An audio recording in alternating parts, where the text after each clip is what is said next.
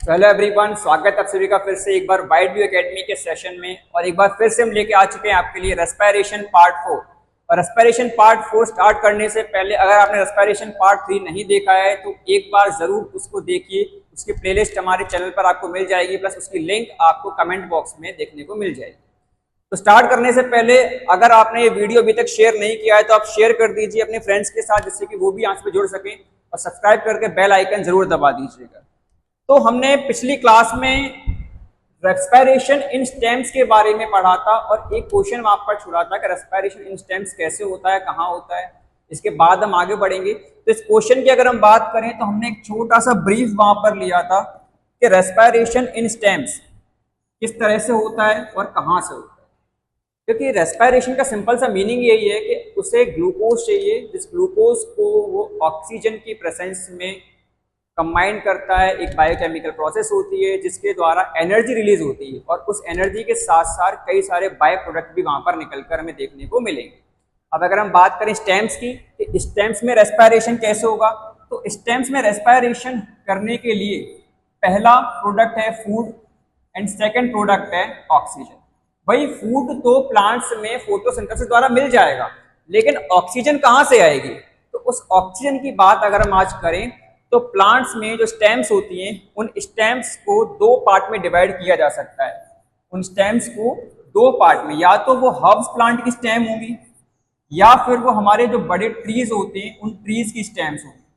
Herbs plant की अगर वो स्टेम्स हैं तो वो सॉफ्ट हैं, वो ग्रीन कलर की हैं, प्लस वो छोटी छोटी और पतली पतली होती हैं। जैसे हम बात करें मेथी हो गया, पालक हो गया, पुदीना हो गया, इस तरह के छोटे छोटे जो हर्ब्स प्लांट आते हैं हमारे। अगर हम ट्रीज की बात करें तो इनकी जो स्टेम्स होंगी वो बहुत हार्ड होंगी, वो लकड़ी की तरह वुडी होंगी। हो सकता है वो ब्राउन कलर में हो, ब्लैकिश कलर में हो। इस तरह से हमें अपने ट्रीज की और हर्ब्स की दो टाइप की स्टेम्स देखने को मिलती हैं। और इन दोनों टाइप्स की स्टेम्स में अलग अलग तरीके से ऑक्सीजन कैप्चर होती है for the process of respiration. अगर हम बात करें हर्ब्स प्लांट की, तो बेटा हर्ब्स प्लांट में जैसे कि हमने बोला कि ग्रीन कलर की होती है, सॉफ्ट होती है, तो इनमें वापस स्टोमेटा प्रेजेंट रहता है। क्या प्रेजेंट रहता है? स्टोमेटा।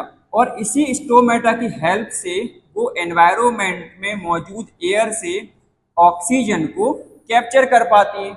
लेकिन अगर हम बात करें ट्रीज में, तो भाई ट्रीज में तो हार्ड और वुडी स्टेम है।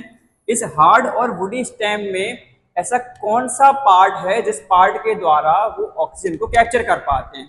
तो उस पार्ट की अगर हम बात करें तो उस पार्ट को बोला जाता है लेंटिकल्स। क्या बोला जाएगा? उस पार्ट को लेंटिकल्स बोला जाता है। और वो दिखता कैसा है? तो वो इस तरह से आपको उसकी इमेज दिखाई देगी। उस ब्राउन कलर की स्टेम में जो बहुत हार्ड है, लकड़ी की तरह, आप देखते हो कई सारे दरारें मौजूद होती हैं, कई सारे छोटे छोटे छेद मौजूद होते हैं, तो उन्हीं को लेंटिकल्स बोला जाता है। जिन लेंटिकल्स में क्या होता है, जो स्पेस मौजूद होते हैं उस स्पेस से एनवायरनमेंट में मौजूद एयर द्वारा ऑक्सीजन डिफ्यूज होती है। ऑक्सीजन का डिफ्यूजन होता है। और जब ऑक्सीजन का डिफ्यूजन यहाँ होता है तो जब उन्हें ऑक्सीजन मिल जाती है, उसी ऑक्सीजन और फोटोसिंथेसिस द्वारा बनाए हुए खाने का इस्तेमाल करके स्टेम्स में रेस्पिरेशन पॉसिबल हो पाता है। इसके बाद अगर हम बात करें हमारे प्लांट के सेकंड मेजर पार्ट की, तो बात आती है लीव्स की कि लीव्स में रेस्पिरेशन कैसे होगा। क्योंकि अभी तक हम लोगों ने सिर्फ लीव्स में फोटोसिंथेसिस पढ़ा हुआ है कि लीव्स में फोटोसिंथेसिस होता है, हमने उसके बारे में बहुत अच्छे से पढ़ रखा है। लेकिन लीव्स में रेस्पिरेशन कैसे होगा, तो उस रेस्पिरेशन को आज हम जानते हैं। हम जानते हैं कि जो हमारी लीव्स होती हैं वो जनरली ग्रीन कलर की होती है। उन लीव्स में स्टोमेटा प्रेजेंट रहता है। और अभी अभी हम पढ़कर आए हैं, या फोटोसिंथेसिस के टाइम पर भी हमने पढ़ा था कि स्टोमेटा का काम क्या होता है, टू कैप्चर गैसेस। तो कैप्चर गैसेस, इसका मतलब क्या हम ये कह सकते हैं कि स्टोमेटा रेस्पिरेशन के टाइम पे ऑक्सीजन को कैप्चर कर रहा है? तो बिल्कुल, स्टोमेटा जो होता है वो रेस्पिरेशन के टाइम पर एयर में से ऑक्सीजन को कैप्चर कर पा रहा है और उसी ऑक्सीजन का यूज करके लीव्स में रेस्पिरेशन की प्रोसेस पॉसिबल हो पाती है। It means diffusion of respiratory gases by the stomata.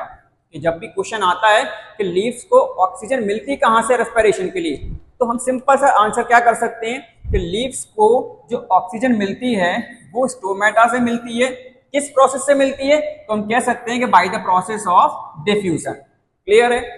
तो चलिए यहाँ पर हमने प्लांट्स के रेस्पिरेशन की बात कर ली है, तो उन प्लांट्स के रेस्पिरेशन के आगे अब हम बढ़ते हैं एनिमल्स के रेस्पिरेशन की। और एनिमल्स के रेस्पिरेशन को आपने बहुत अच्छे से पढ़ रखा है, क्योंकि हम खुद एक एनिमल्स की कैटेगरी में आते हैं, क्योंकि ह्यूमन बींग्स भी क्या है, एक तरह के एनिमल्स हैं। तो अगर हम इनकी बात करें तो एनिमल्स में रेस्पिरेशन कैसे होता है, तो बेटा एनिमल्स भी दो टाइप के होते हैं, एक होता है यूनिसेल्युलर एनिमल्स, एक होते हैं multi cellular animals. Unicellular animals की अगर हम बात करें तो उसका सबसे अच्छा एग्जांपल क्या है कि अमीबा। और अमीबा होता कैसा है कि सर अमीबा में एक सेल होती है, कितनी सेल होती है, एक सेल, मतलब एक ही सेल में वो अपने लाइफ के सारे फंक्शंस को परफॉर्म करता है। और उस एक सेल की जो सेल मेम्ब्रेन है, मान लो ये हमारी सेल है, और इस सेल में जो ये सेल मेम्ब्रेन है, इसी सेल मेम्ब्रेन पर जब एनवायरमेंट की एयर टकराती है तो वो क्या हो जाती है, वो डिफ्यूज हो जाती है, और डिफ्यूज होकर वो सेल मेम्ब्रेन के अंदर एंटर कर जाती है, जिस वजह से अमीबा को ऑक्सीजन मिल पाती है और उस ऑक्सीजन का यूज करके वो रेस्पायर कर पाता है। तो ये तो थी यूनिसेलुलर ऑर्गेनिजम्स की बात। लेकिन अगर हम बात करें मल्टी सेलुलर ऑर्गेनिजम्स की, तो भाई मल्टी सेलुलर ऑर्गेनिजम्स तो कई तरह के होते हैं। कुछ ऐसे जो लैंड एनिमल्स होते हैं जो जमीन पर रहते हैं, कुछ ऐसे भी हैं जो भाई एक्वेटिक एनिमल्स हैं जो पानी के अंदर रहते हैं।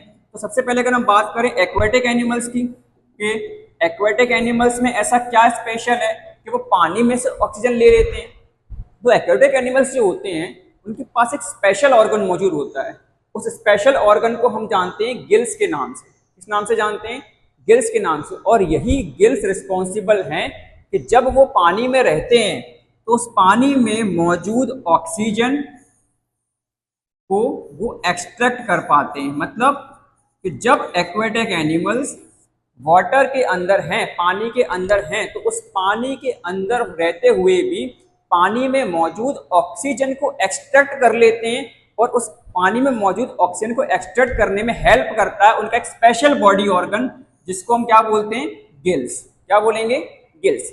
तो सिंपल सी बात है, एक्वेटिक एनिमल को रेस्पिरेशन करना है तो उन्हें ऑक्सीजन चाहिए, और वो ऑक्सीजन उन्हें कौन प्रोवाइड करवाता है, a specialised organ that is known as gills. अगर हम बात करें सेकंड पार्ट कि भाई लैंड एनिमल्स तो और भी होते हैं, एक्वेटिक एनिमल्स की हमने बात कर ली, अब हम बात करते हैं लैंड एनिमल्स की, जिनमें हमारे ह्यूमन बींग्स भी आ जाते हैं और कुछ एनिमल्स भी आ जाते हैं। तो ह्यूमन बींग्स और एनिमल्स की बात करें तो जाहिर सी बात है, आप बहुत अच्छे से जानते हैं ह्यूमन बींग्स और एनिमल्स के पास होते हैं लंग्स, और उन्हीं लंग्स की हेल्प से वो क्या करते हैं, ऑक्सीजन को कैप्चर कर पाते हैं by the process of breathing और इनहेलेशन। क्लियर है। तो आज हम लोगों ने सीखा कि किस तरह से रेस्पिरेशन स्टेम्स में हो सकता है, किस तरह से रेस्पिरेशन लीव्स में पॉसिबल है, और किस तरह से रेस्पिरेशन एनिमल्स में पॉसिबल है। इस क्लास को और डीप और डिटेल में पढ़ने के लिए आप जुड़ सकते हैं हमारे साथ वाइड व्यू एकेडमी के ऑफलाइन क्लासेस में, जो कि हमारे नए बैच स्टार्ट हो चुके हैं। तो आज ही इनरोल कीजिए हमारे वाइड व्यू एकेडमी के ऑफलाइन क्लासेस में और जुड़े रहिए हमारे साथ। Thank you.